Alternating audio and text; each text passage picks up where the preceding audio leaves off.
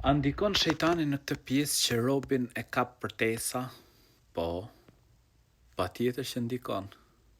Sidomos në gjërat pra me të cilat robi mund të afrohet te krijuesi i gjithësisë.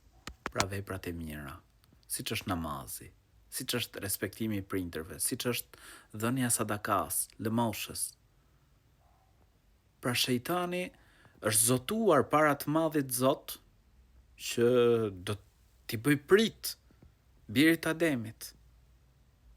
Dhe ai nuk do që ti pra t'jesh i dalluar, ti jetosh i qetë, ti jetosh i lumtur, të bësh vepra të mira, të afrohesh tek Zoti i gjithësisë.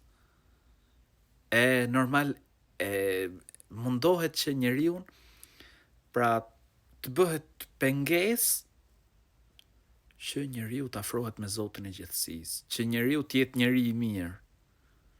E do që njeriu pra në këtë botë të vuaj, por edhe të vuaj edhe në botën tjetër. Prandaj është e udhës që njeriu mos t'ia hap portën shejtanit. Në momentin që të lind dëshira me bëj punë të mirë, mos u ndal. Të vjen ajo thirrja që duhet me adhuru Zotin e gjithësisë, duhet me fal namaz, mos u bin shejtanit, filloje namazin. Respektoj prindrit, ruaj lidhjet farafisnore, të lind dëshira me ndihmu një të varfër, ndihmoje. Zoti të furnizon. Allahu i rujt.